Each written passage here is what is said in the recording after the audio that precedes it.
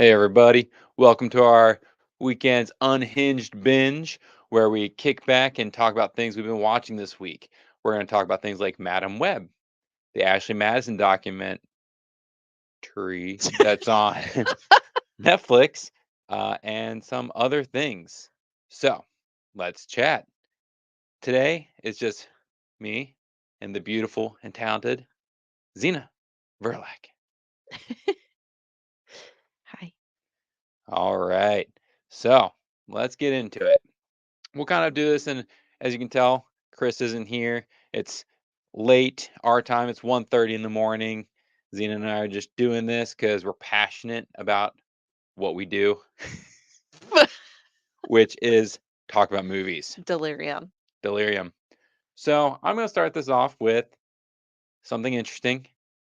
So I've watched almost all of Dead Boy Detectives. You watched it all without me? You hooker. This is why you kept it a secret. Yes, as 100%. I've been secretly watching this without Xena because I started it without her, and then she told me, "Oh, I want to watch it with you." Except we don't watch shows with each other very often. It's mostly movies when we have time because we have a 2-year-old, so we don't have a lot of time for that kind of stuff. So I watched most of it without her. I'm 7.5 episodes into an 8 episode show. The look of disappointment, everybody. All right. So my thoughts on this. I like the premise. It's a cool premise. It's two ghosts from one's like the early late 1800s, one guy's from like the mid 1900s, and they both died and don't go to their places in the afterlife. It's a cool concept, and they decide to become detectives and help ghosts and other paranormal entities move on to the after realm. Cool concept. I dig it. I like some of the effects they do. I like the characters. Now, this is the downside of the show for me. It's meant for Gen Zers, and What do you mean by that? just the way the characters are kind of portrayed, the things they kind of say, and then it also is very left leaning. Like there's a whole episode where there's two white straight male ghosts that come to the detectives, be like, "Hey, like we don't know what happened to us. We died. We don't know what happened." And this was they start investigating it, and everybody's like, "Oh, these are the greatest guys. They died randomly. They were so cool. I don't know what happened." Literally everybody they interviewed. Well, by the end of the episode, it comes out that they are disgusting people and that they're trash. And it's just like, okay, well, that's cool, except that everybody described them as great except for two people. And it was just very weird how they did that. And it's kind of like sprinkled throughout. Like there's only one straight male in the show. Are you trying to say that the show is woke? It is woke. That's what I'm Okay, saying. because I'm I guess like, that's what I mean when I said it was left I leaning. think, well, you're saying it's a Gen Z show, but then everything that you just said is just that it's woke. Okay, sure. It is a very woke. I mean, I'll still finish it and I like it. It's just that that's not for me. I don't necessarily eat up those kind of shows. I just I wish that wasn't so heavy and prevalent in the show. It's every episode. Like it could have just been a cool detective show without any cultural like input. Yeah, Yeah. honestly, it also reminds me of Grimm, which I loved Oh Grimm. yeah, which Grimm was really good. Yeah, and Up so it's until like, a certain point. yeah, oh God, don't get me started. Don't get me started. So, but it was great up until a certain point, and this one could be great because it's kind of solving all these ghost problems, and they have cool lore that they've built into it, and it's a very Umbrella Academy on top of it all. So I think I haven't rated it yet in critic list, but I think I'll end up with like a low rad, maybe to a middle rad. So if they would have just pulled back on like the political cultural landscape, it would have been really good for you. Yeah, I think so. What have you been watching? Okay, so I watched Ashley Madison's Sex, Lies, and Scandal, Okay. and I rated it on Critic List as at 81%. Mhm. It's a new Netflix documentary. It's actually really good, which is unlike them lately. They've had really crappy documentaries. And I think with Ashley Madison, they go into a lot of the situations that occurred because of the release of information, like sensitive information Mhm. that was on the website. And actually, they could have continued into further episodes, and they don't. Why? And I don't know. They really shot themselves in the foot, I think, Yeah. because this could have been like a six-parter. It's a three-parter. Hmm. I think it could have easily extended into six parts, and it could have really delved into each person's story, like the owners of the company, like how the company grew, which it does talk about some of each of those situations, but it could have went into much further detail. Mhm. So I really actually liked it. But And you what know, was the Ashley Madison thing again? so Ashley Madison was a website created in the early 2000s, I think, Mhm. about finding an affair partner. So Oh, like you're married and you were looking for someone to have an affair with. and there was a website for this. It was a whole website. It's coming back to me, I think. That's Yeah. crazy. Yeah, because I mean, we were already married when the Yeah. scandal hit where they started releasing all this information, so we talked about it at the time, because I think it was, like, 2015 Mhm. when the scandal occurred, and, but yeah, it was, like, all these politicians, famous people, Mm. like, influencers, Yeah. like, because at the time we had already started having influencers, and it was all these people were on there, and they were outed as being assholes and shitheads, for Was cheating on that their in the partners. documentary? Mhm. Yep, Okay. and it talks about the repercussions that 2 of the people had, Mhm. and, like, one was a well-known preacher and, like, professor, Okay. and he killed himself Well. because it was released, and the parish or whatever he worked for found out. Mhm. And then the other one was a influencer YouTube like family man. Like Oh. his YouTube was him and his wife and their family, and they were like singing Frozen songs and shit together, like Yeah. lip syncing. Uh-huh. And it came out that he was on there, and he lied to his wife. Mhm. This is kinda spoilery, I'm sorry. So, spoilers. Um, but he lied to his wife and said that nothing ever occurred, and he just signed up in a moment of weakness, but really, he cheated on her and had told his pastor, and his pastor was like, "You need to tell your wife what happened." Yeah.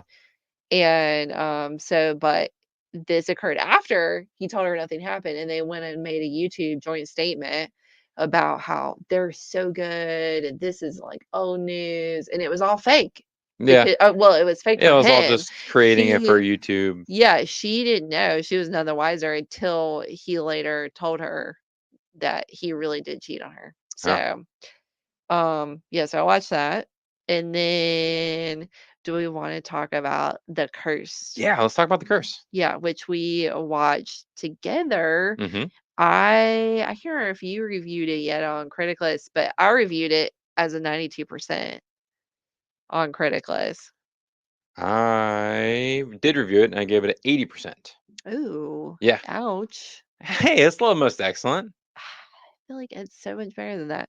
Uh, The Cursed is about a gypsy group is trying to claim a piece of land that's yeah, they're owned. reclaiming their land. Yeah, like it was their land and they're trying to take it back.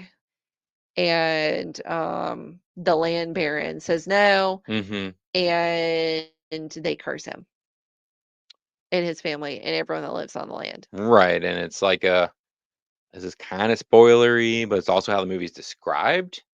So it's a semi-werewolf movie. I don't necessarily consider a werewolf movie myself, but that's literally how it's described is as a werewolf movie. So this is where we differ though, because Yeah. we don't agree. I think it's a werewolf movie. There is a transformation, Mhm. there is a tax, there is a gypsy curse. I mean, Yeah, that's but very it has werewolf. nothing to do with the cycles of the moon. It isn't like passed by bite. It is past It bye-bye. isn't It's in something the that they have to blood. live with as they exist. So as It's a in the blood. werewolf, it's like you're Yeah. human 30 days and then you're a werewolf one night and you have to live with the humanity of what you've done. That's true. There is no humanity and there is no moon cycle. So to me, that's a large part of being a werewolf movie is that element of it. Now, with that being aside, I still think it's a great movie. It does a lot of really cool things. And you want to talk about a lot of gore and awesome violence? This movie has it. I do have some beefs with, how the creature does move so quickly and some things like that, but I still think it's the most excellent movie. It does have excellent, excellent gore. Yeah. Like, I almost want a little bit more. I always think, like, gore could be pushed to the max. I am, like, a gore queen, Yeah. but I think they did a pretty good job of it, especially showing, like, kids with gore, Mhm. like, teenagers with gore. I guess they're not kids, Right. like, teenagers. Um, but yeah, I thought it was really well done. It was like a refreshing take of the werewolf genre. Yeah. Yeah. I definitely think and it's a couple years old, so it's interesting. 2021, I think. Yeah, and it kind of Yeah. flew under radars. For some reason, nobody seemed to care about it. I don't know if it's because of COVID. I don't know if it even went. I think it did go in theaters, but it was up against some heavy hitters. That's I think it was like Uncharted. I'm trying to remember. Yeah, somebody said it on your review on Criticalist. Yep. So if you go to my review, Wine Fiend, Hmm. and check it out, there is some little tidbits of trivia Yeah, in yeah, the comment section. yeah. And if you've seen it, you should go on Criticalist and review it because I don't think that many people have reviewed it yet. Mhm. Which is a sad story because that's how we found it. Was somebody reviewed it and we're like, wait a second, Mhm. we hadn't even heard of this movie Right. somehow. Exactly. And we ended up really liking it. Yeah, So thank yeah, you, Bookstore Thor. yeah. Shout out. All right, now I will talk about Madam Web. The movie that nobody asked for. Sony is just out here cranking out Spider-Man movies without Spider-Man, and this was the newest one. It's finally on Netflix because I was not going to pay to see this movie. I knew it was a bogus going in. I watched it, and You say you know it's a bogus going in, but like your review, as I said in the comment section on Criticalist, is your review is a heinous. I don't, can you please tell me and the people why it's a bogus and not a heinous? it's because I feel like I knew what they were trying to do. There's just something. Okay, well, it's not well acted. The story is kind of boring. None of the characters are likable. The villain is very flat. Um, but I feel like kind of knew what they were trying to do, and the only way I can explain it, and this might not make sense. Is the Zoolander Essence of Water video. It's the essence. No, no. It's this movie felt like a prequel to an existing property. So this felt like if we had a movie already and we didn't know how they all met or something like that, Mhm. this movie felt like this was supposed to be some sort of backstory to a character we already loved. And that's what I kept telling myself. And I kept feeling it as I was watching the movie. I was like, oh, if I really cared about these characters, I would care about this backstory that they were giving them. But this is the first movie for this probably no not happening series. So what I'm hearing is that you literally don't care about anyone that you're watching, Hmm. and I still am not getting a satisfactory answer as to why it's not a heinous.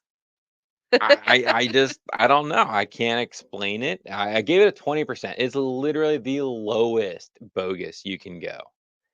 There's no lower than a 20% on the bogus scale. So I don't know. Alright, I alright. there's it's not a good movie. I and it's funny because Netflix is saying this is like their number one movie right now. It's people are actively hate watching it, I think. I I That's don't what know. I'm saying. But that's the thing is Sony has been so miss on all their movies. 2 Venoms and a Morbius, and now Madam Web. And not a single one's been a good movie. I don't think I might give 1 or 2 of them a decent, but they're mostly bogus, and I don't think they're done. I think I watched Morbius, and I don't remember anything about it now. Didn't we watch Morbius? I watched it. I We watched it and thought reviewed it on our show. yeah, I I don't know know if you that, watched it. but I thought that I watched it later, but now I'm like, maybe I didn't. You might have. I feel like I watched it twice, and I would have only done that because I was watching it with you. Yeah. So, I it really speaks volumes to it though because it is wholly forgettable, and I don't remember a single freaking thing about that. So, well, because you know what they should stop trying to do? Make villains. make movies. Yes. First off, if I see Sony attached to a project, I'm instantly going to assume it's a decent at best. But what I was gonna say is that they should stop trying to make villain movies where we're supposed to be empathetic and like the villains. Movies are not meant to have likable villains. It's just not a thing. Villains are not supposed to be likable. You're supposed to pull for the hero and cheer when the villain gets defeated. And Venom's a villain, and Morbius is a villain. Madam Web is not a villain, so I don't know what to say about that. But I like, if are they're this, they anti-heroes? Like, is no, no, no, no, they're heroes. They're heroes. you mean villains? No.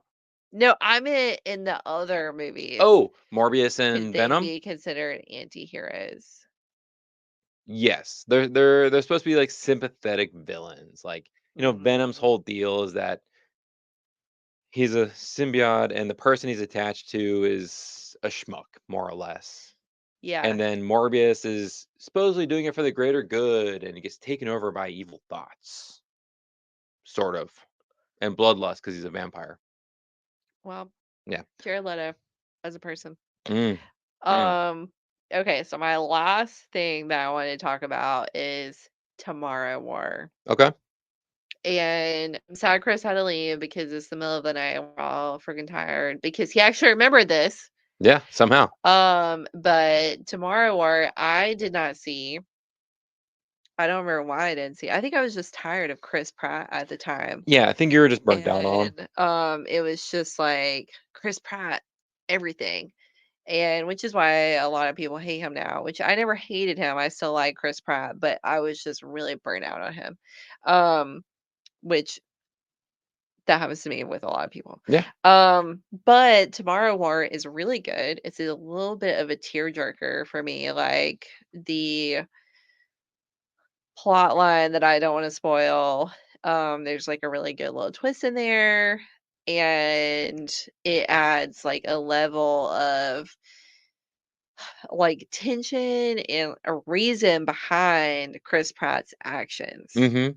So I think it's really good. It was really good Yeah. overall. I did a 86% Okay. for that. Okay. And yeah, I mean, I hope that they end up doing a part two or Well, didn't you a look it up and sequel. they were saying that was happening? They say that, but Hmm. Right. I take that with a grain of salt. Like they say that it's going to happen. They say it's in production or Mhm. whatever, but we'll see if it actually occurs or not. Yeah, and I remember liking it. I remember enjoying it. It's been a couple years now, and it was a cool like sci-fi. We reviewed it, so if you're listening and you're curious, you can go look through our archives, not on YouTube For Criticless Cast on or on Critically Spotify. Aroused. No, But it's oh yeah, under yeah, it's been Criticless updated to Cast now. Critical's Cast. Yep. So if you look on Spotify, Apple, and several other places, you can find our review of Tomorrow Wars. Tomorrow War. Tomorrow War. And I think we all really dug it, and we were Hmm. really upset that we watched it at home because it was COVID and Amazon was like, "We're putting this out."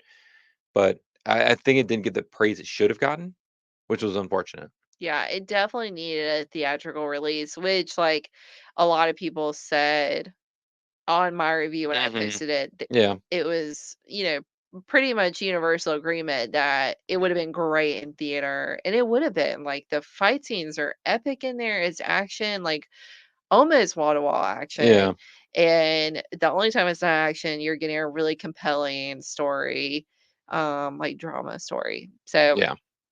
I really like that. Yeah. Well, cool. Well, um, thanks for joining me for this unhinged binge here at 2 o'clock in the morning. I know Chris had to dip out for that, but check back in for the news tomorrow. We do news Monday through Thursdays, and then of course we do our movie reviews on Friday. Uh, as I mentioned on our Furiosa review, I do not know what we're going to be watching this week, so it'll be a little bit of a surprise, and we'll probably post it on our social medias. If you haven't, go follow us on everything. We're on everything. You can find us anywhere. Um, Criticalist Inc. yeah, Creaticless.com, Creaticless Inc., Creaticless Cast. We're on multiple social medias. So thank you everybody for joining us. Say bye, Zena, one more time. Bye. All right. See you guys later.